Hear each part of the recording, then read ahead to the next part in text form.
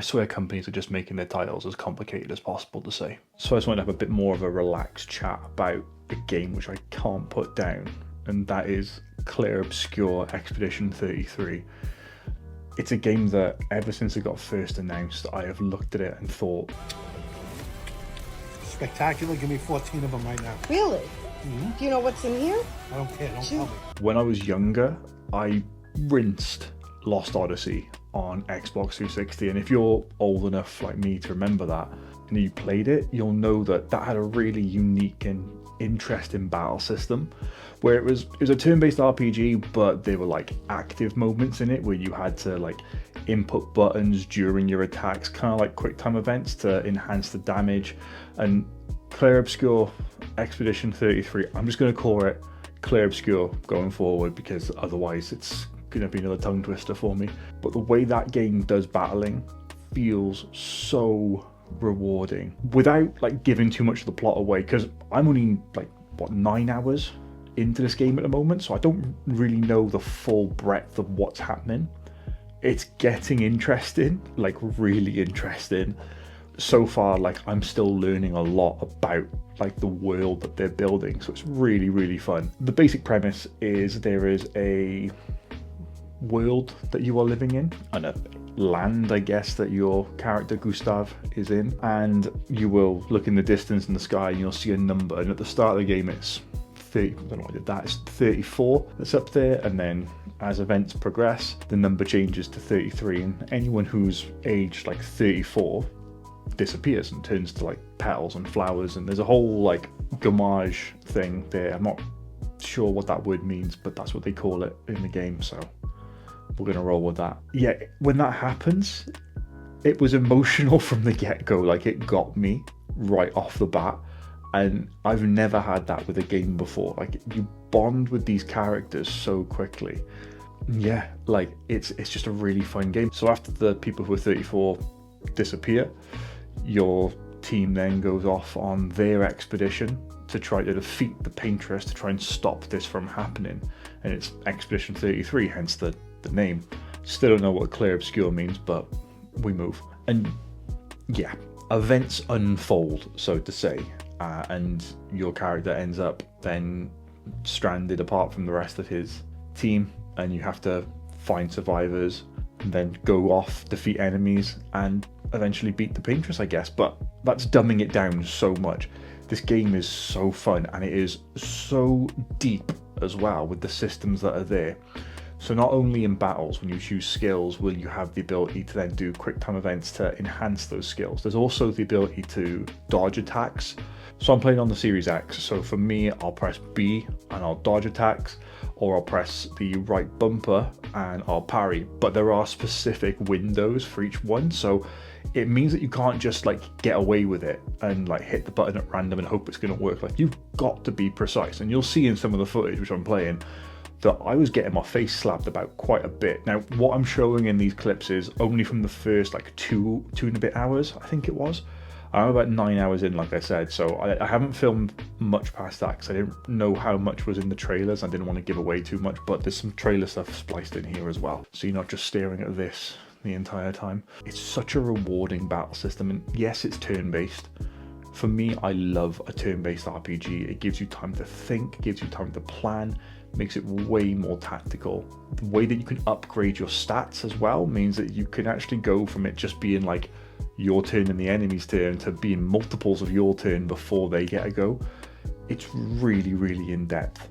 Speaking of in-depth, every character is different.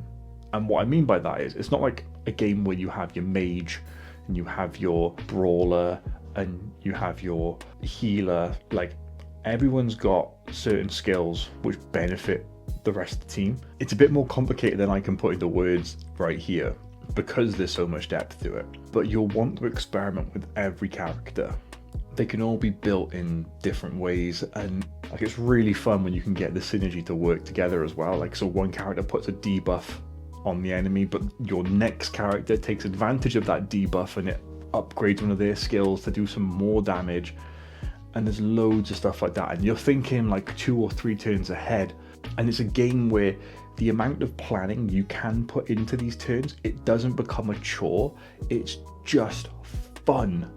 And I'm fighting the urge to play that game all day long because it's really gripped me in a way which I haven't been gripped by a game for, gosh, I think Xenoblade Chronicles 2 or 3 were the last games to grab me like this. Don't get me wrong, I love X, but I'm waiting for my Switch 2 to enjoy that in a hopefully upgraded way. So when you're not like in battle and stuff, you can upgrade your attributes and you're essentially your stat levels, and you've got vigor, attack, defense, agility, and luck. I think that's them. I think that's all there is. But then the weapons you have scale off different stats.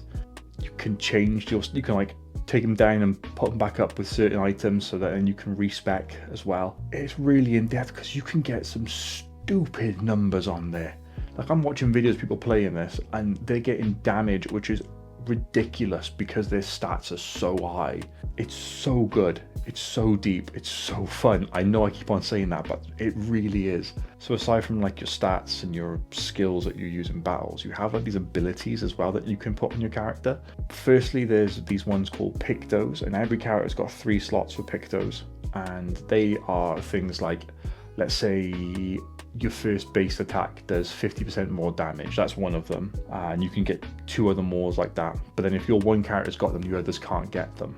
So you have to like choose where they go, and sometimes they come with like passive buffs as well, like they'll increase damage or they'll scale up certain abilities. So it's really important that you choose the right ones for the right character, because if you've got a weapon that says scales off of attack and luck, and you've got pictos that also improve your attack and luck, well, that's only going to benefit you. There's so much like that, and it's so fun to plan these things out and get into battle and see the numbers that you're doing go through the roof. But stay with me now, the key thing about pictos is once you've battled with them 4 times, they then unlock for everyone to use, and that's when you've got your Lumina points. So you can then assign the flat benefit of that to a character without having to have the picto attached. So for example, let's say that one picto does 50% extra base damage, but also scales up your luck and attack. But the Lumina of it would just give you the 50% base damage. You wouldn't get the scaling off it.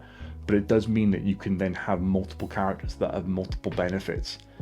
It's so deep, so fun, and there is so much to do with that. It is a little bit overwhelming if you don't keep on top of it, but there's plenty of guides on YouTube that show you ideas for builds, or you can just sit there and experiment and just have a look at how the characters play and what's going to be better for you. I guess the point that I'm trying to get across here is how fun the battles are and how rewarding it feels when you've spec'd your character just right. It's really, really, really something which has been missing in games for me a lot lately. And presentation wise, this game is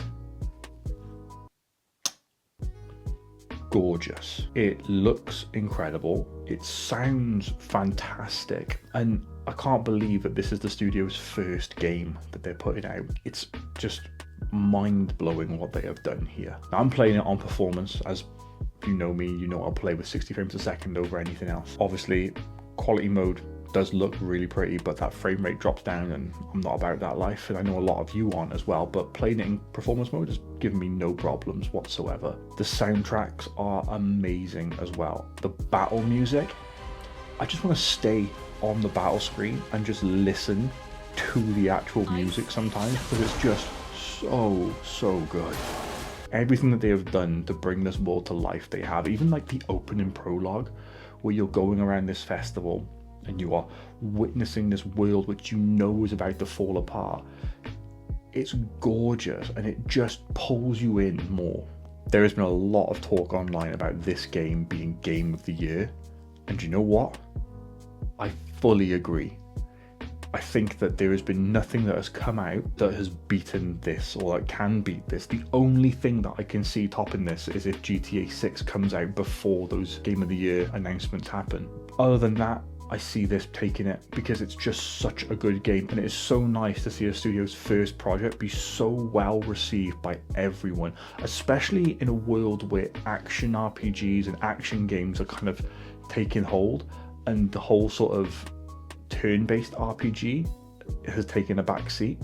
This kind of feels like a classic callback to that. I know we've had games like Metaphor, and we've had a lot of Persona games as well, but this battle system feels way more in depth. Even than that, And it's really, really good to see it get the praise that it deserves, because the team have done incredible with it. And from what I realize, it's like a really small team that did it as well. Like, I heard something like there's like 30 odd devs on the core team for it. I don't know after that how many others were involved, but like, hats off to you. I'm not taking this off because the mic's attached to it, but if I could, I would. And for what it's worth, just look at the Metacritic scores for it.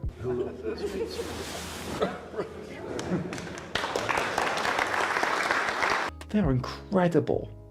Like, you've done insane with this game.